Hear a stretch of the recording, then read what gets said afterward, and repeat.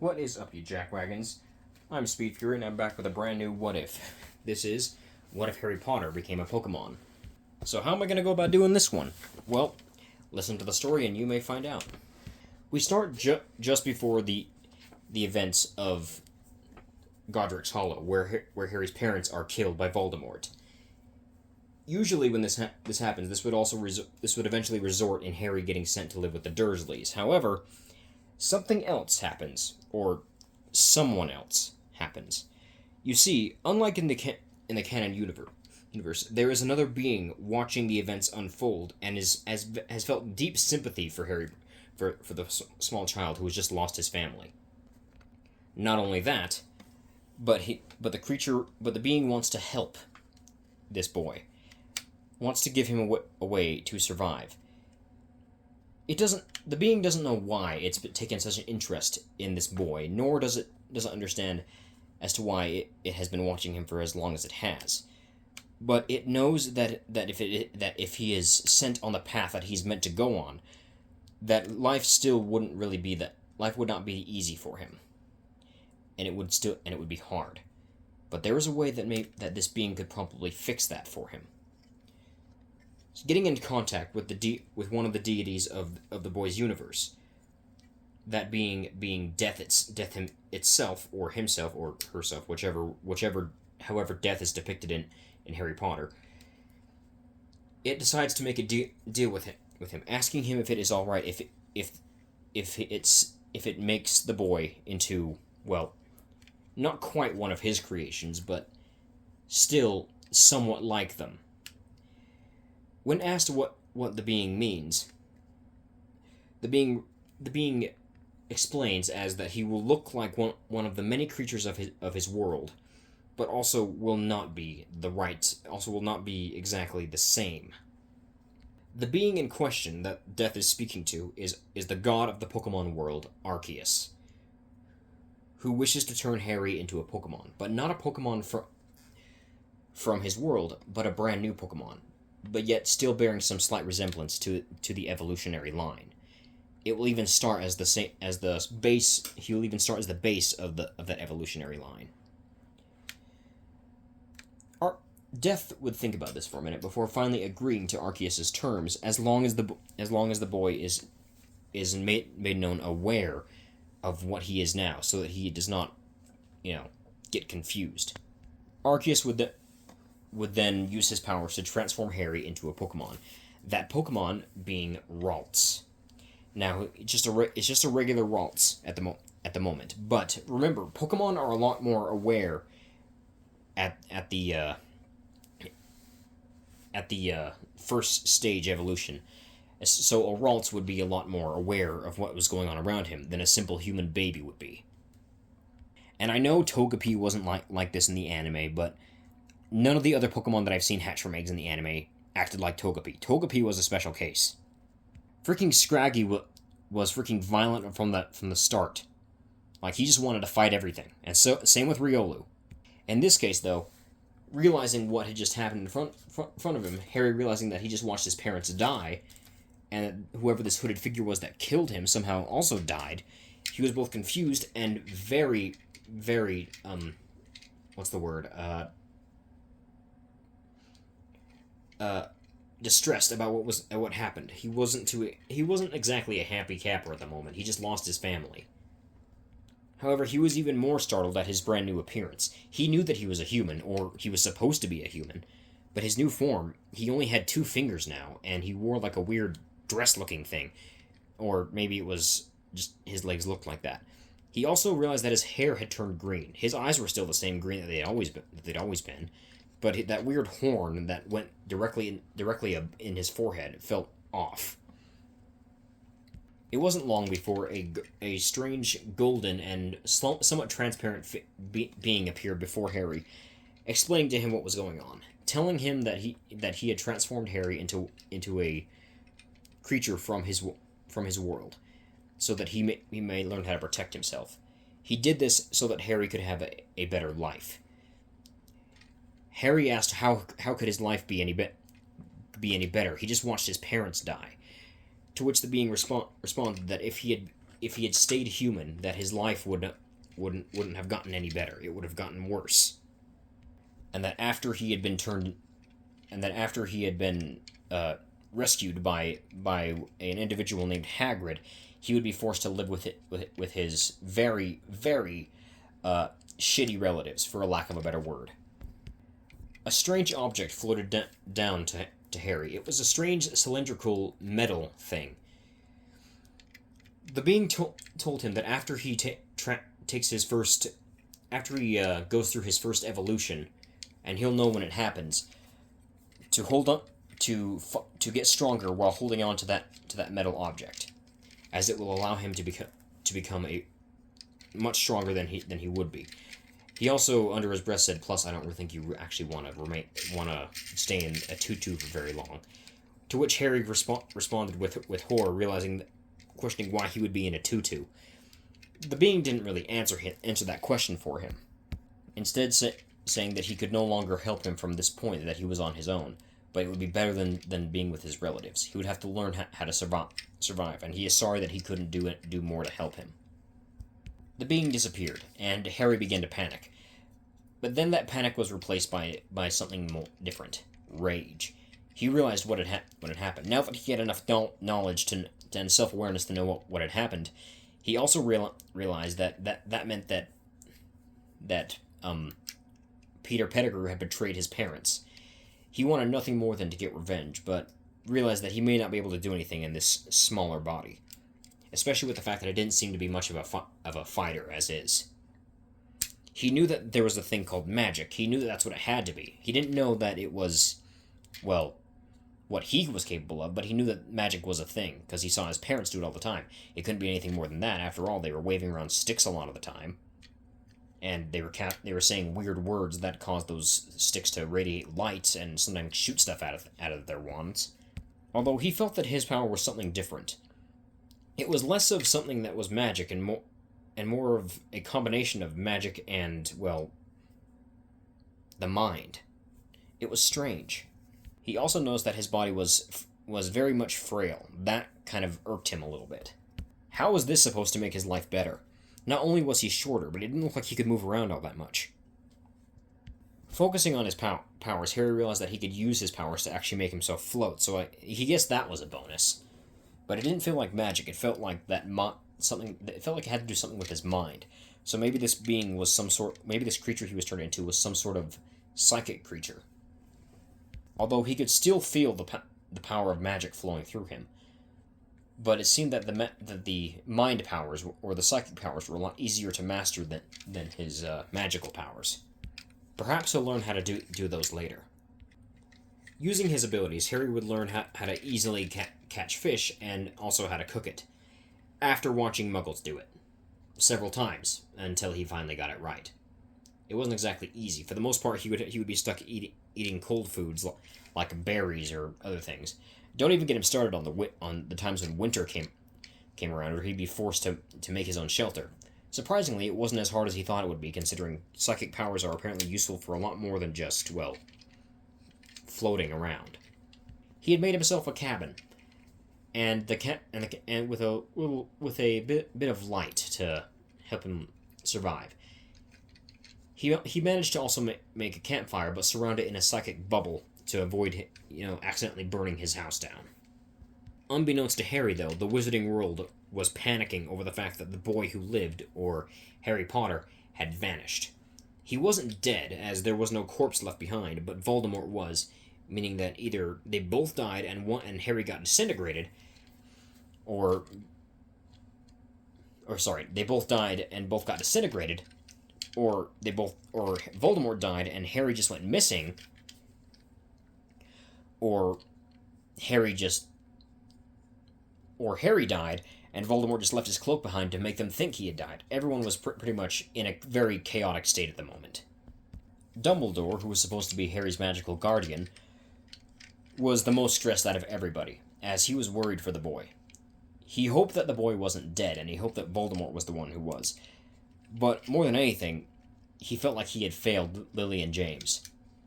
He had gone to Gringotts to hopefully see if the goblins could find anything out. He doubted they could. But it was when he found out about Harry and about Lily and James's will to Harry, and he realized that oh, I would have fucked up if I had sent him to live with Petunia. They didn't even want that for him. He also discovered that Peter Pettigrew was the one who was the secret keeper. Unlike in Ken, Dumbledore actually does stuff of use this time around instead of sitting back and letting Harry do all the work. So, thanks to that, Sirius was, once again, set free.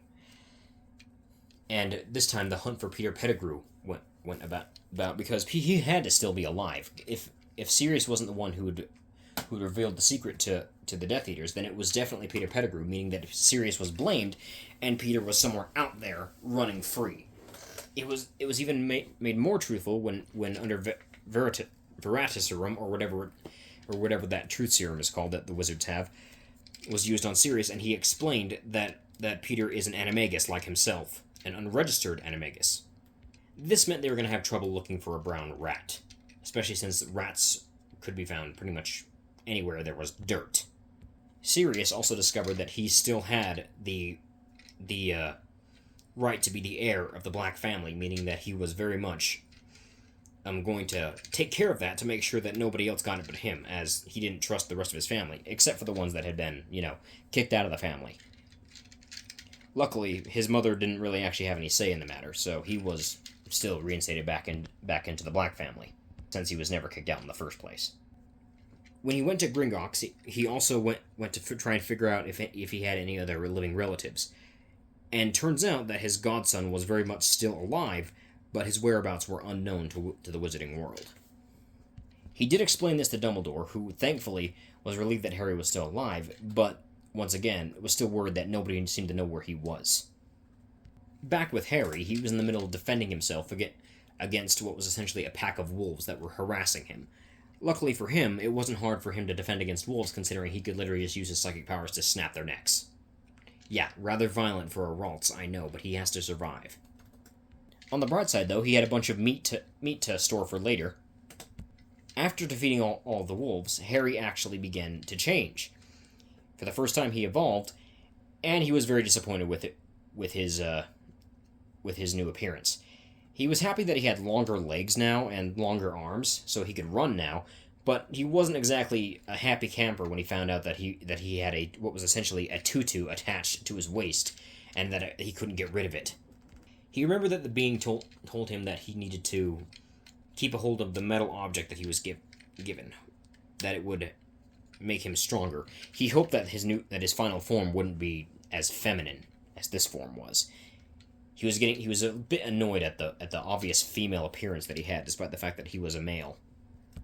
It had been a few years since Harry had become this creature, and he discovered that he could not actually say real words. He discovered that it was harder for him to speak human language, and the only words that were coming out of his mouth were Curlia, Curlia. But he realized that he could also speak telepathically through his mind, so that was useful. Anyway, Harry in human years would probably be around maybe the age of 6 or 7.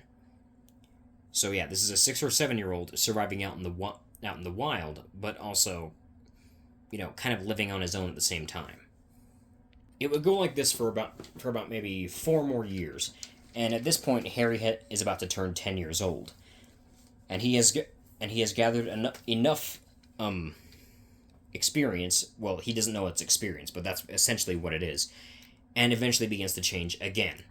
However, this form begins to be a lot different. His legs, which were skinny and thin, and looked like he was constantly on his toes, had now gotten a bit wider had gotten much wider at the bottom, and were more stump-like.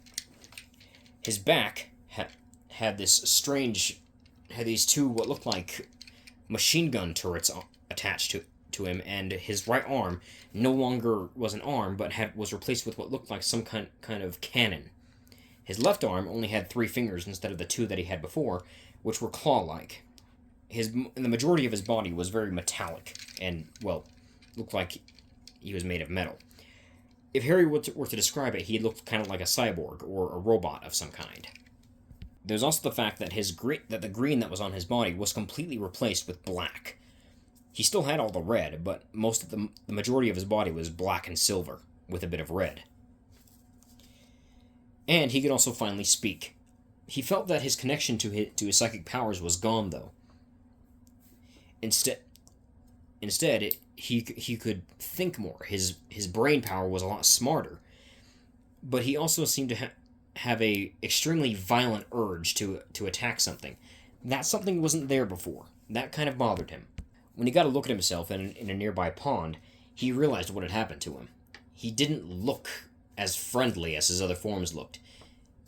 He looked more monstrous. He looked like what was essentially some kind of futuristic cyborg thing that looks like it would kill you just if you gave it the wrong look in the eye.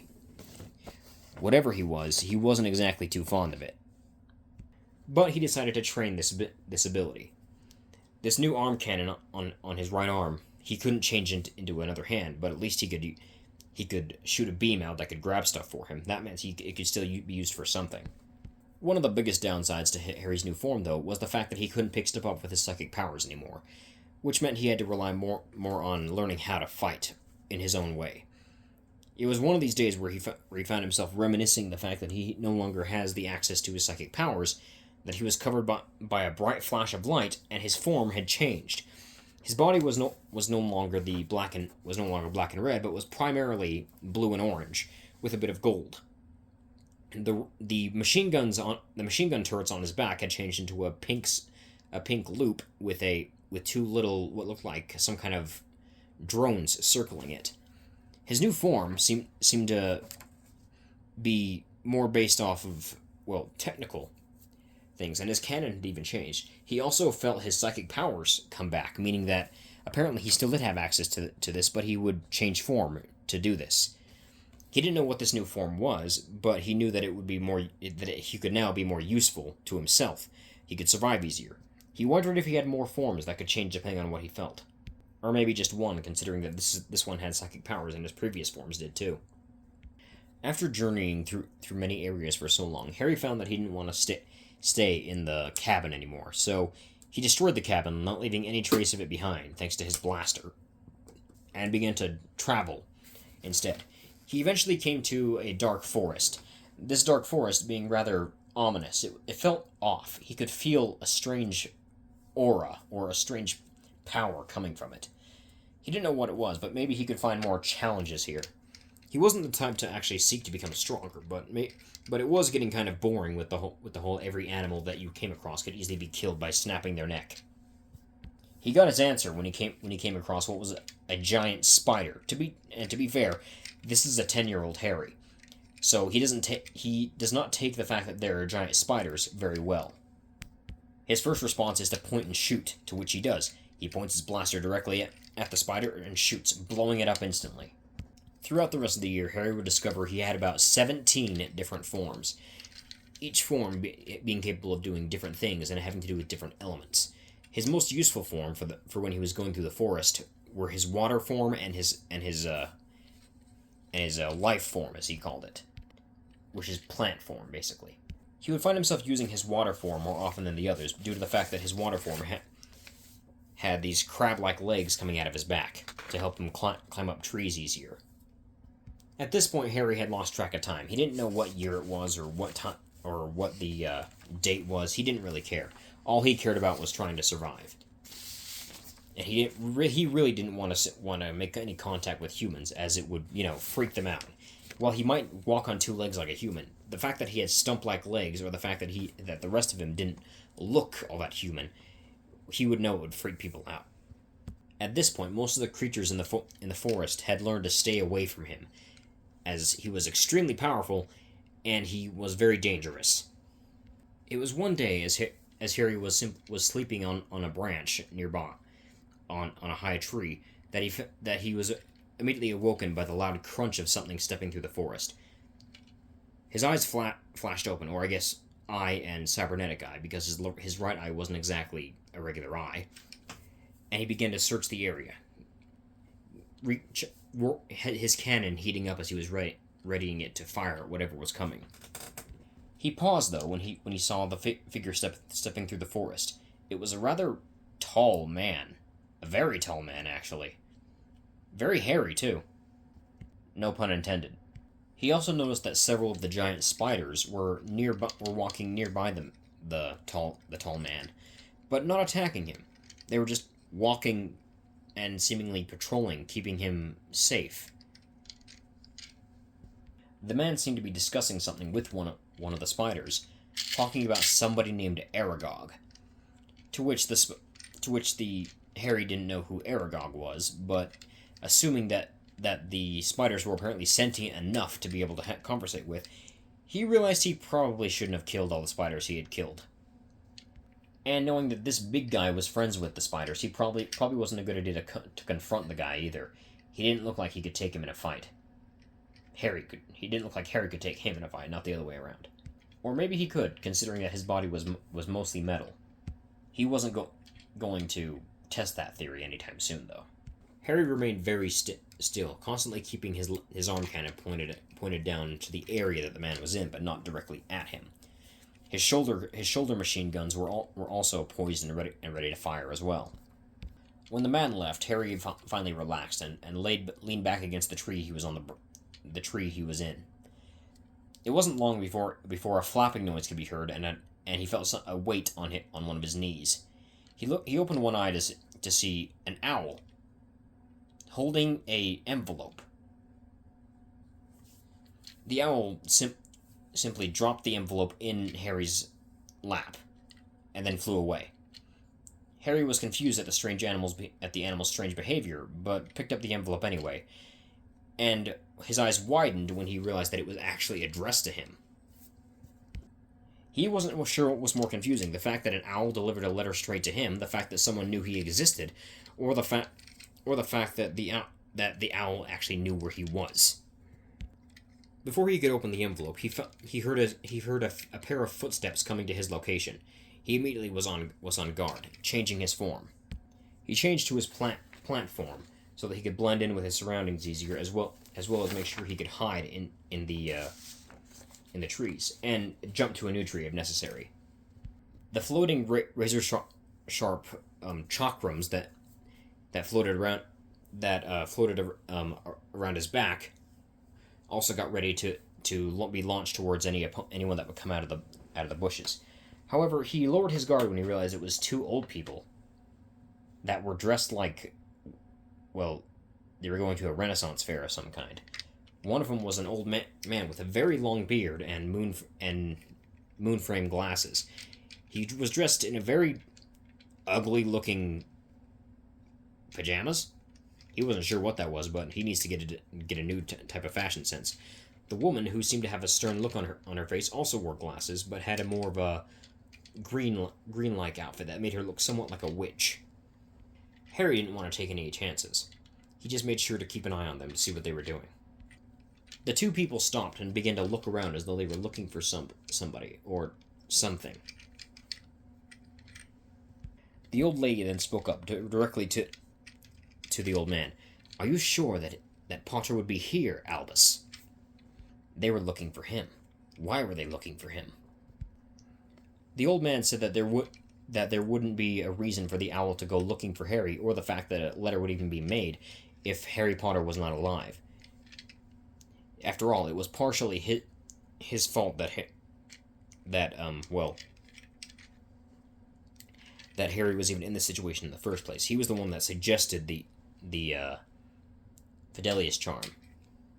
Harry lowered his guard after hearing that. Maybe these people weren't exactly bad, but they knew who he was, which did bother him a little bit. Deciding to confront them himself, he took the note in his clawed left hand and jumped down, landing in front of both of them with a loud thud, which of course made both of them jump. Harry just stared them down for a minute before finally speaking. "You clearly know who I am, but I do not have the pleasure of knowing who you are." The two old people stared at him in shock for a minute before the old lady noticed the faded lightning bolt shaped scar on the front of his on his forehead, or where his forehead would be if it wasn't for that weird thing covering the majority of his face. When Arceus had transformed Harry into this new form, it also had purged the Horcrux that was in his forehead, meaning that the scar isn't really all that visible anymore. The woman spoke. "You're Harry Potter. Harry looked at her and said, "Yes, I am. Who are you?"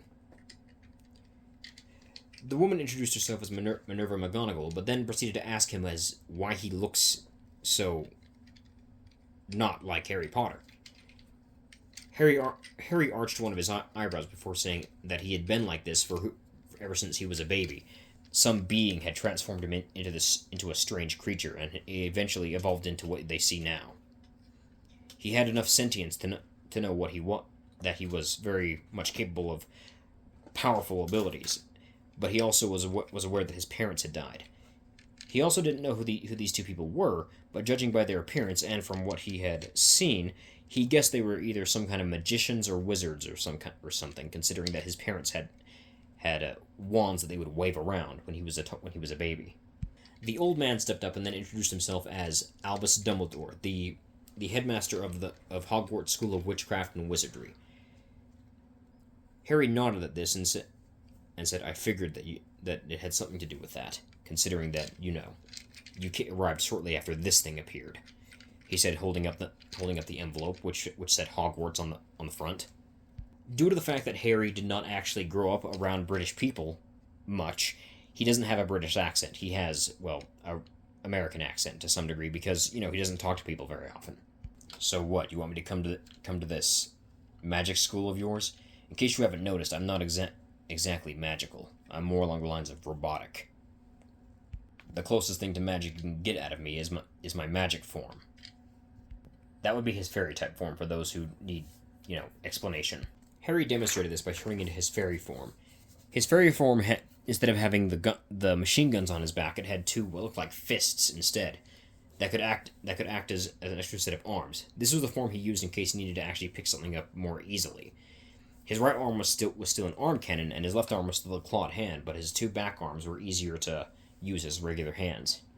It was at this point that Albus Dumbledore and the now known Minerva McGonagall explained to Harry that he was in fact a wizard, and that his parents were wizards, and that he would only receive that letter if he was a wizard in the first place. Harry was somewhat intrigued at the fact that he was actually a wizard, or he guessed a cybernetic wizard of some kind, but he also wondered as to why they were looking for him specifically. Why didn't they ever look for him before? Dumbledore said that they had been looking for him, but they never could find him, because they especially wouldn't have known he had turned into this. And the only way they could actually find him was following the owl that was meant to give the letter to him. Albus then asked him a question, if he would be willing to come to Hogwarts School of Witchcraft and Wizardry. Harry would think about this for a minute, before deciding that he would. But not just to go to the Wizarding School and learn about magic, but to honor his parents as they had gone to the school as well.